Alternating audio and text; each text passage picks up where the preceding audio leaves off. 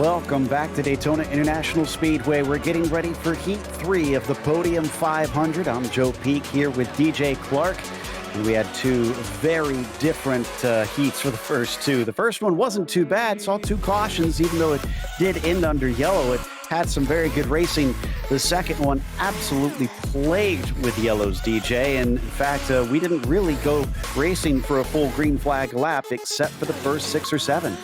Yeah, it's really a tale of the two Daytonas here, and that's unfortunately what can happen around this big 2.5-mile super speedway. You can see some good, clean racing when everybody sort of behaves themselves, but in the short heat racing formats like we have here tonight, only 20 laps out on track, it's not altogether unsurprising that these drivers are pushing and shoving and doing everything they can do to try to get their way forward.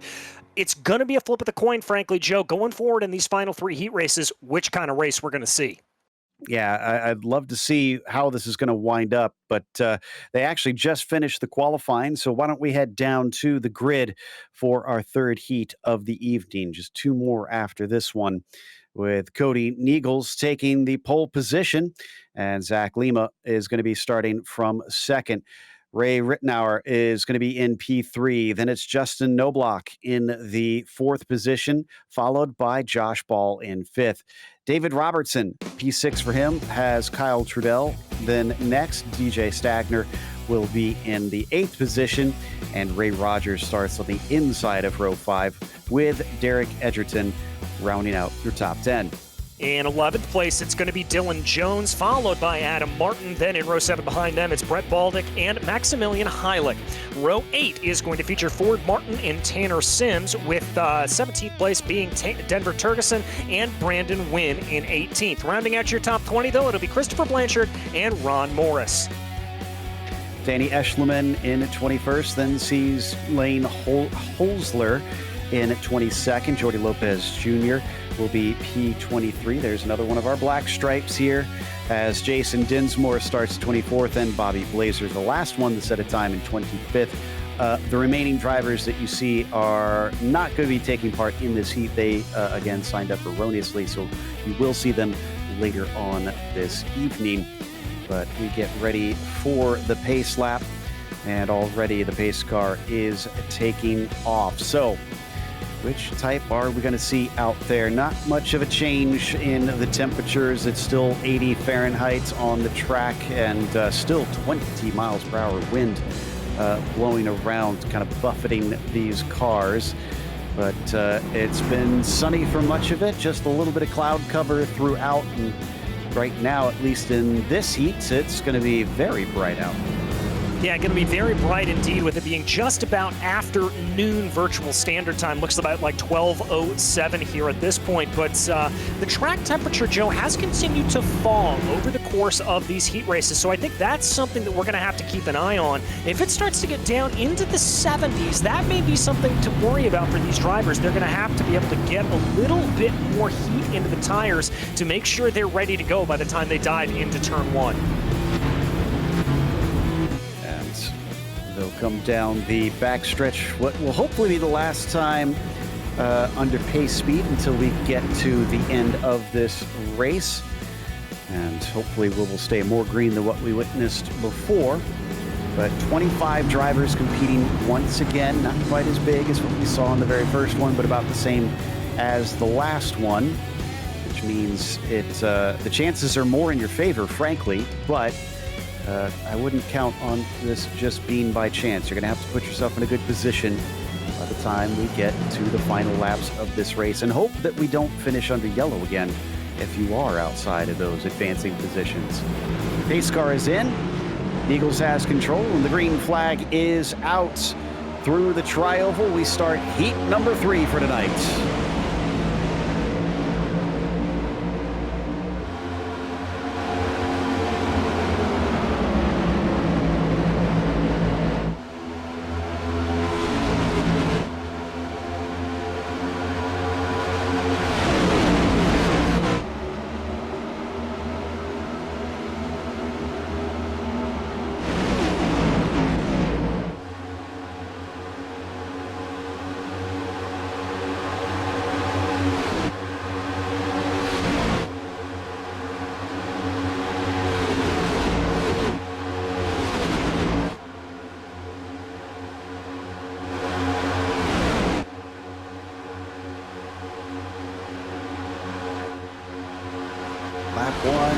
over with the Eagles leading the way. Rittenauer been giving him a big push for much of it.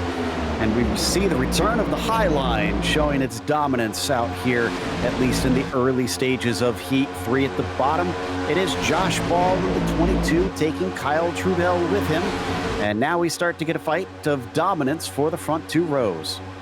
Yes, we do, and we've seen a little bit of jostling around there in the back, Joe. A couple of drivers, in particular Ford Martin, trying to make this 3 wide, and it looks like they're going to try to continue to do that. They've got to be a little bit careful about that, as it could pinch up here mid-corner, but it looks like Ford is absolutely committed to running that inner line.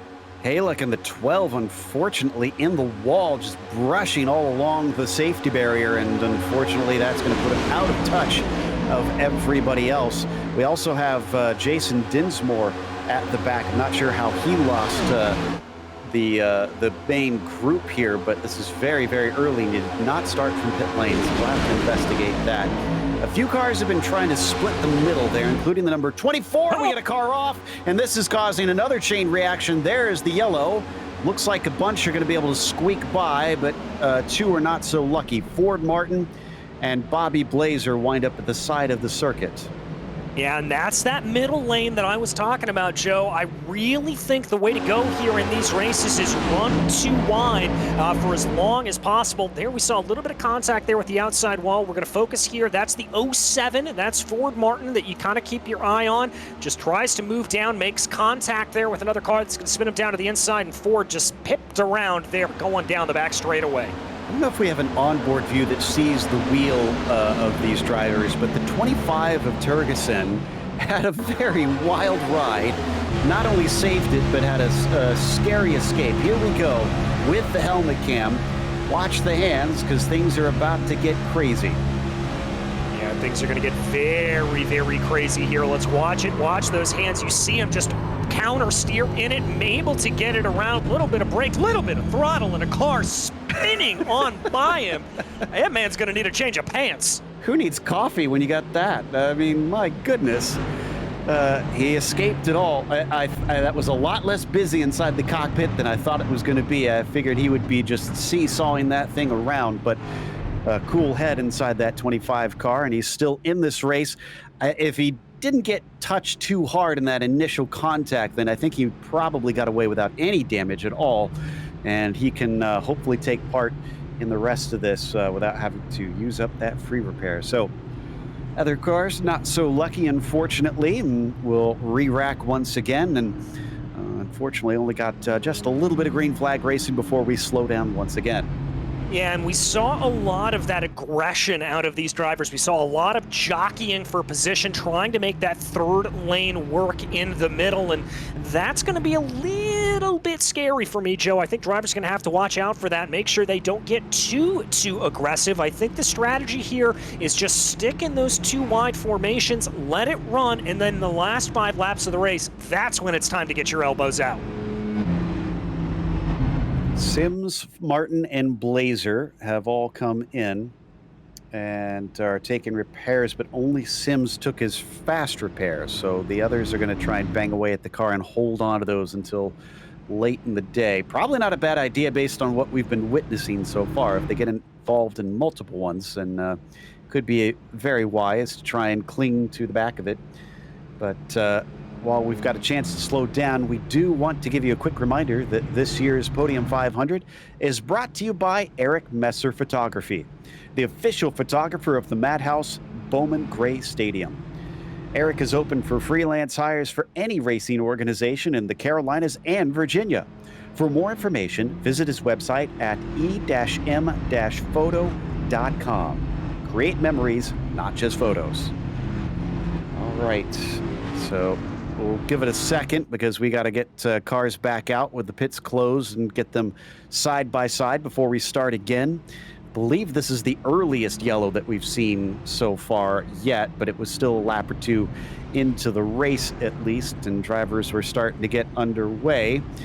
But you could see the urgency in the back of the pack, I felt like, in this one, DJ. The drivers like the 24 that kept trying to make it 3 wide very early just to see if he can get himself some positions. Yeah, you're seeing a lot of those drivers trying to push themselves up forward. That's a lot of the desperation. I think they probably saw that second heat race from the racing here, and they got a little bit worried about it. They had to push their way back up forward, and they said, if these yellows are going to keep coming, I've got to try to make my way up forward as quickly as possible. And unfortunately, that kind of movement is going to be exactly the thing that's going to breed another caution. Now, let's hope, knock on all the wood that you have, knock on your patented Podium eSports block of wood that we keep next to our computers, and that will certainly go by the wayside, and we'll be able to stay back in green. You have a lot of patented blocks of wood next to your computer, I must say, over the years. I have stickers on the block of wood from all of the companies. I know. I figured I'd tease you about that. I like to imagine you switch them out every single one. There's a different block of wood for each company that you broadcast for. It's just I have a stack of 2x4s next to my computer. All right, we're going to get going once again, and Niegels and Rittenauer are going to be leading the way at the top spots. Will they start to group up? Or will one of them try and leap ahead and maybe get in line in front of the other here? Because we've been seeing some interesting tactics up at the top. At times, we've been seeing two drivers really hook up and kind of move to the other lane. Will they be able to do likewise in this one? Pace car getting ready to take off. There it goes.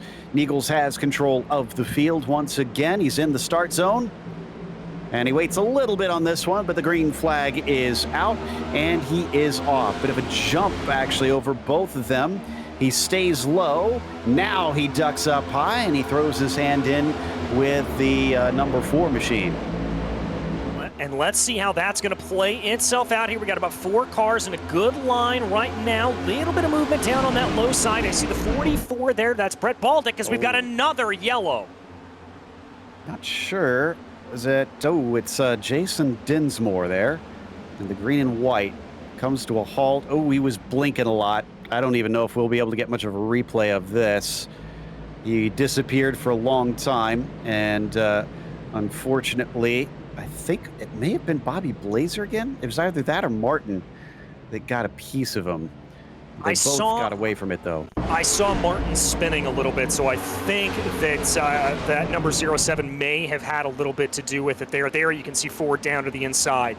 Yeah, he had a secondary incident, and it was Bobby Blazer that touched him the second time. Yeah, there's where the car reappears. He's just trying to hold back onto it. Probably in the chaos, did not hear car low, and thankfully did not cause a major wreck. He was able to point it back forward pretty quickly. But, man, that happened very fast. And once again, at the back of the field, which is what we saw end the race last time in heat number 2. 2 cars at the very tail end coming together. That's never a popular occurrence when the yellows come from cars vying for the final spots. Yeah, everybody trying to just fight for positions there. And those internet blinkage can be so difficult to try to fight with and to try to get around. I really feel for Ford there.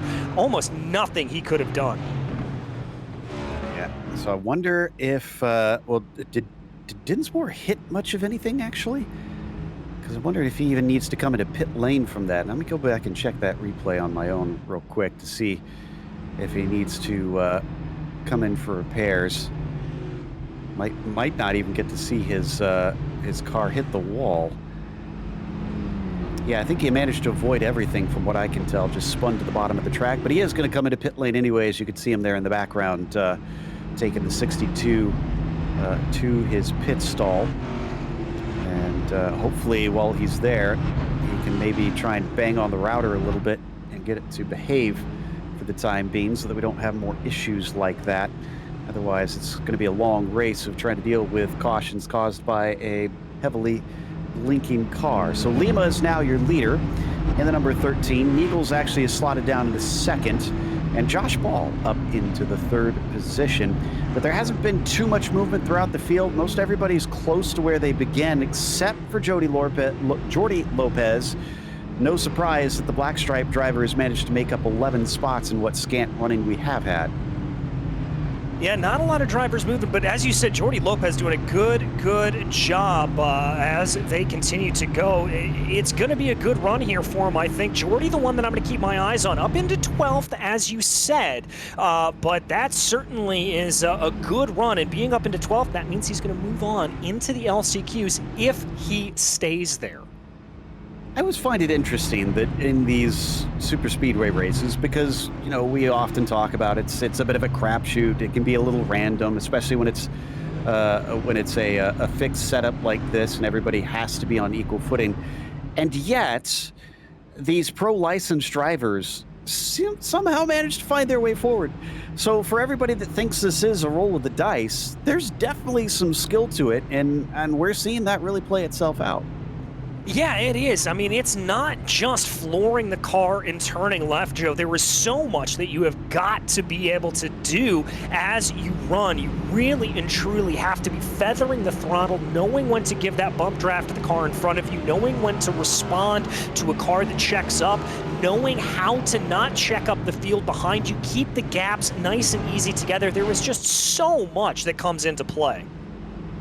All right, let's cross our fingers, restarting on lap 11, that we can get a little bit of a cleaner second half of this heat.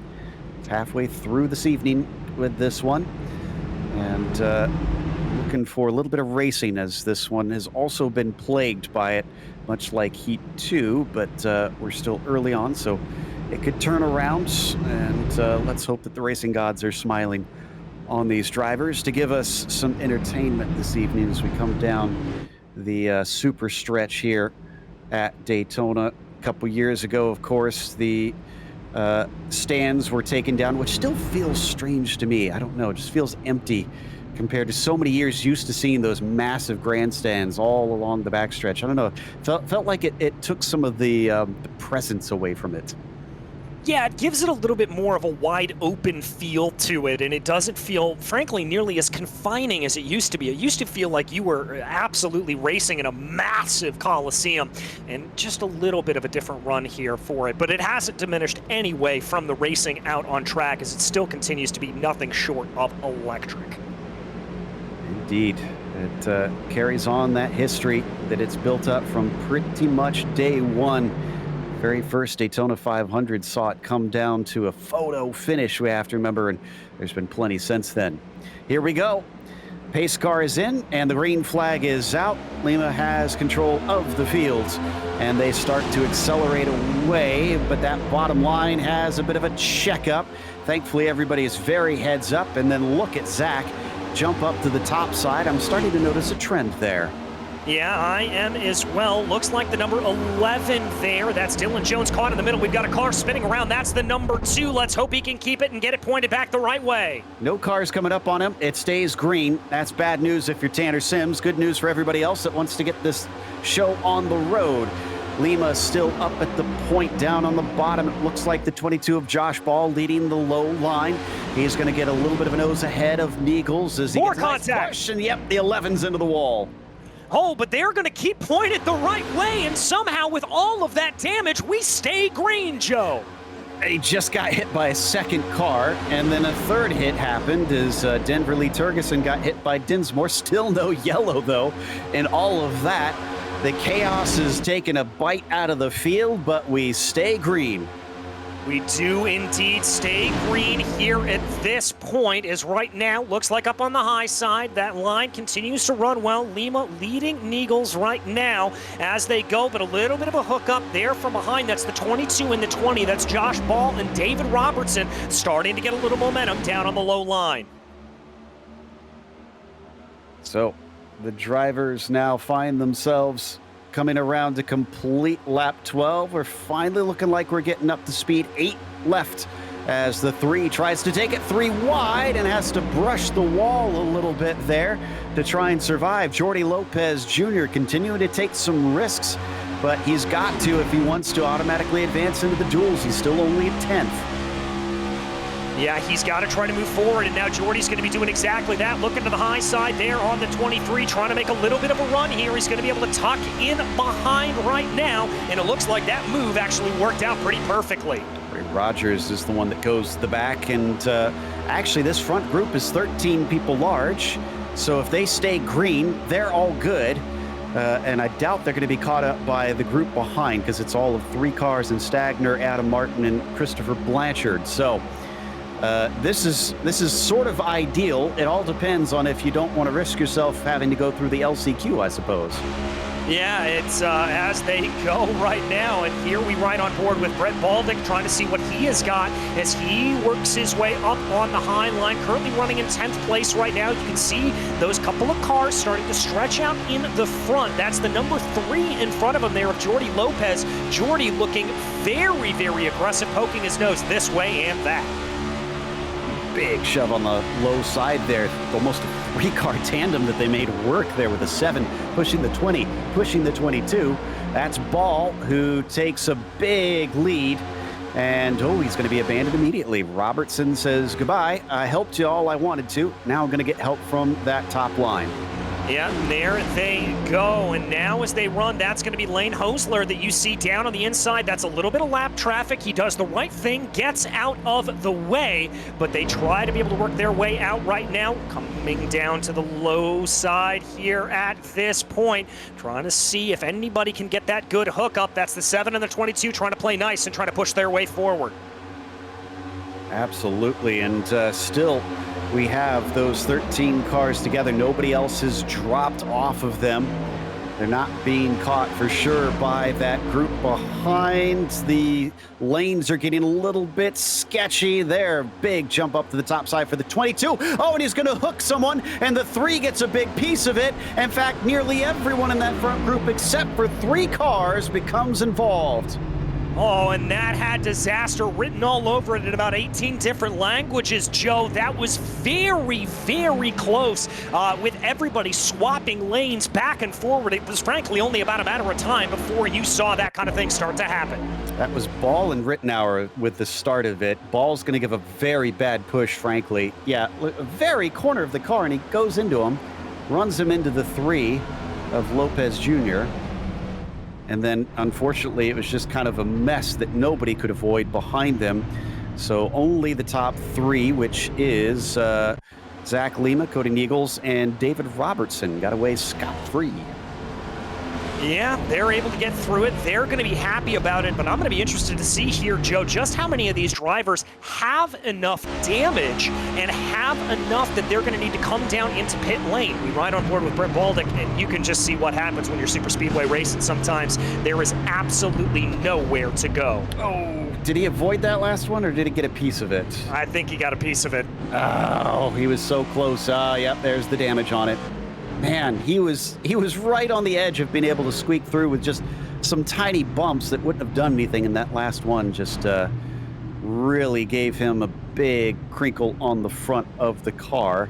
He should be able to come in for a spare, but we're not going to get restarted until I think about 3 to go here. Yeah, it's going to be a real sprint to the finish here for these drivers. I think they're really going to have to push their way ahead as much as possible.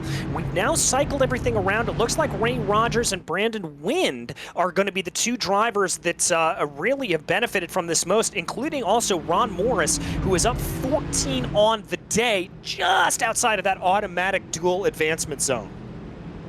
Yeah, once Brandon found the heat that he was supposed to be in, he's doing pretty good now. A little bit of luck helping him along the way, but sometimes that's what you need in super speedway racing to put yourself in the spot you need to be. Lopez looks like he's taking that spare car right now and getting back out of it. We've officially lost Tanner Sims, sadly, but 24 cars are still on track to attempt to win the $50 here today, and a chance at getting into the LCQ as well as the duels here in the Podium 500 heat races. But at least we got a little bit more racing in on this one, and definitely had an interesting dynamic to it. As we avoided multiple cautions, DJ, but eventually they found us. It just was interesting the way that they were racing there. Yeah, again, very aggressive, very jittery, I think, is the way to describe it, Joe. Seeing a lot of these drivers jumping back and forth on lines, trying to see what they are able to do and trying to find their way forward. There's a lot of nerves here in these last two heat races. That's really the vibe that I'm getting. So this is going to be 3 to go, which means it's actually going to be a natural green-white checkers here. I think as long as they get stacked up behind the pace car. Yeah, lights are out, so 2-lap shootout to the end. If they can make 1 lap under green, we'll finally get our first green flag finish here, no matter what happens from that. This has certainly been another interesting one between the first 2 that we had, and now another one that's had its own fair share of cautions, but has at least gotten a little bit more of the green flag racing in between the yellow slowdowns that we've had. So will all 24 make it to that checkered flag, or we're going to get a few more DNFs and a few more wrecks along the way? Yeah, we'll have to see what can happen here. Again, going to be a very, very quick sprint to the finish. We're going to have to see what they're able to do. As frankly, as we've just been reminded here by some of our workers behind the scenes, Joe, we pretty much have a green-white checker right now. Absolutely. So even though they aren't officially in the rules, it's got its own version here, which is certainly going to be fun to witness. And Robertson's already kind of getting himself ready to go, it seems, as everybody else is going to have to catch up there. You're not allowed to try and back off the leader to game the system. So now they start to approach up on the outside. Zach Lima is going to be pairing up with that number 20 once we get that green flag. Here we go. The iRacing pace car sedan gets ready to release the fields.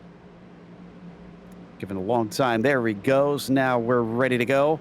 Have to wait for the restart zone. And he's on it early. The 20 accelerates away and the green flag is out. Will we get another car jumping to the high side now that he is clear of the second place driver? No, he's going to stick with it this time. Now, I wonder how long he is, though, as there we see the 9 starting to think about moving up onto that high lane, as now the 41 there of Brandyn Wynn is going to be able to take that position. We've got a couple of cars trying to jockey for position. It looks like the 76 there, Ron Morris, losing positions out in no man's land. No place to go. A couple friends start to pair up with him, but they just get shuffled back as well. So high or low is where you want to be, not the middle of the road. And ooh, the 11 gets bumped into the outside. We got a couple cars wrecking in the back. And there's the yellow. That's going to end it. Who gets our 13th position? It's going to be tight in this top group as to where iRacing sorts them out. But we'll get the white flag for 1 to go. Yeah, and we're going to wait to make that call until we get the official order here determined by iRacing, because that was going to be the way that we will decide this. Right now, I can't tell you exactly who it is. We're still waiting for everybody to sort themselves out. So let's go ahead and take a look at the replay here and see exactly what happened, Joe.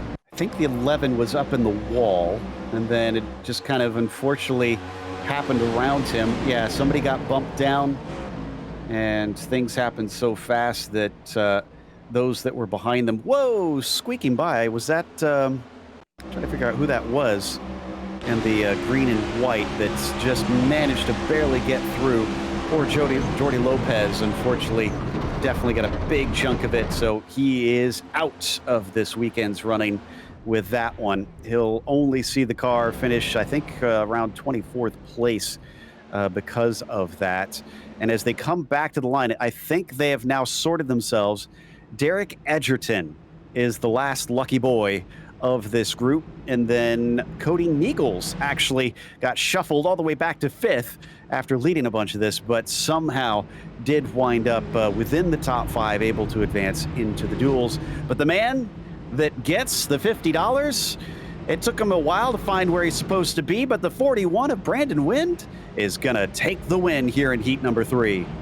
Yes, he will. He will certainly be able to take that $50. That'll be a good run there for him. Cody Niegels is going to have to settle back for 5th, but not too much settling. He'll advance automatically into the duels, and it looks like Ford Martin going to be the one who advances on the last one to advance on into the LCQs.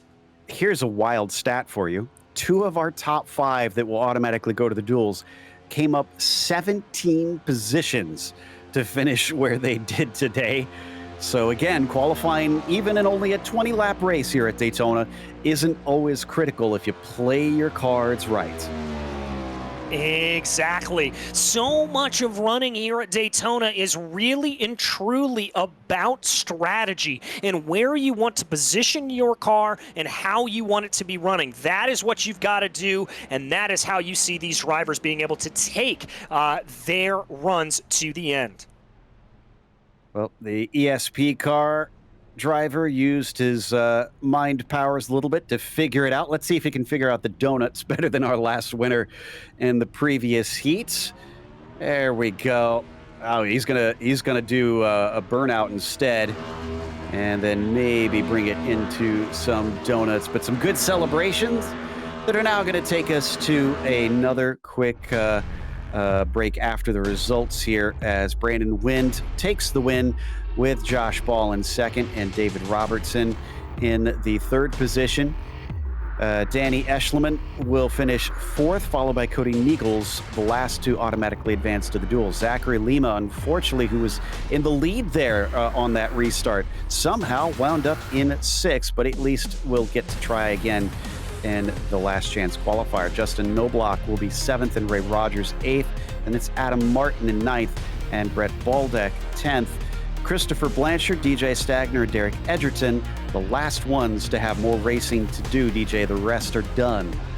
Yes, they are, starting off with Derek Edgerton, Ron Morris, Dylan Jones, Bobby Blazer, Kyle Trudell, Jason Dinsmore, and Lane is in Rittenauer there, as we've got a little bit of a confusion on my standings there. Then Lopez, Dinsmore, Hosler, Turgeson, Sims, Justice, Levine, and some of those drivers, the DNS there, did not get to the end. But Joe, that officially does mean we are halfway through our heat races here. We've got two more coming up.